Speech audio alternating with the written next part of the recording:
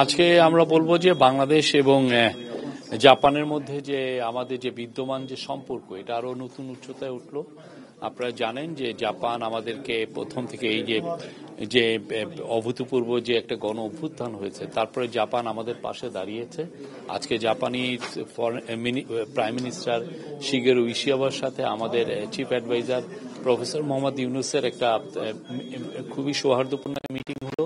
$418 million হচ্ছে budgetary support, এটা ওরা বলছে হলো ডেভেলপমেন্ট পলিসি লোন ওরা দিচ্ছে। আর হচ্ছে ঈশ্বরদী, জয়দেবপুর টু ঈশ্বরদী, এটা খুবই আমাদের ইম্পর্টেন্ট একটা রেলওয়ে লাইন। আরো ওরা স্টুডেন্ট স্কলারশিপ এর জন্য আরো $4.2 মিলিয়ন।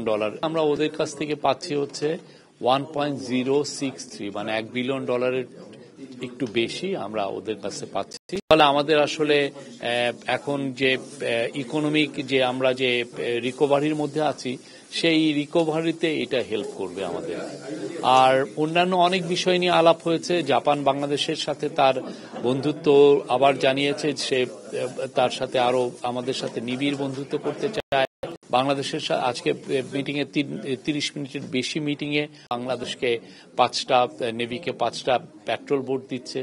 তারপরে হচ্ছে আপনারা জানেন যে সাইকেল তৈরি করার জন্য ওইখানে আপনার 6টা এমওইউ হয়েছে। একটা হচ্ছে যে খুবই ইম্পর্টেন্ট সাইকেল, এটা হচ্ছে ইলেকট্রিক সাইকেল তৈরি করার জন্য একটা ফ্যাক্টরি স্থাপন করা হচ্ছে। এই প্রজেক্টের বিষয়ে যে তারা আবার জানিয়েছেন যে তারা বাংলাদেশের পাশে থাকবেন, বাংলাদেশকে সহায়তা করবেন। ওরা বলছে বাংলাদেশের সমস্ত কিছুতে ওরা হেল্প করবে এবং এই বাংলাদেশের যে ইলেকশনের ক্ষেত্রেও তারা হেল্প করবে। ইলেকশনে আমাদের ভোটার রেজিস্ট্রেশন এগুলো অনেক কিছু আছে, তো এটার জন্য আমরা তাদের কাছে কিছু কিছু ইস্যুতে আমরা সাহায্য চেয়েছি। তারা জানিয়েছে যে তারা আমাদের পাশে থাকবে। প্রবাসী বাংলাদেশিদের কাছ থেকে, বিশেষ করে জাপানিদের কাছ থেকে উনি অনেক কথা শুনলেন। তাদের অনেক বক্তব্য ছিল, উনি প্রত্যেকটা কথাই শুনেছেন, অনেকে তাকে লিখিতও জানিয়েছেন। তো আমরা প্রবাসীদেরকে আপনারা শুনেছেন উনি কি বলেছেন।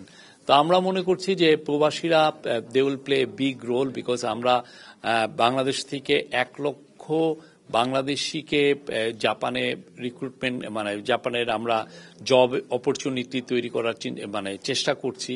তো সেই জায়গায় প্রবাসীদের একটা বড় রোল আছে যে তারা এখানে ব্রিজ বিল্ডার, ব্রিজিং হিসাবে কাজ করবে।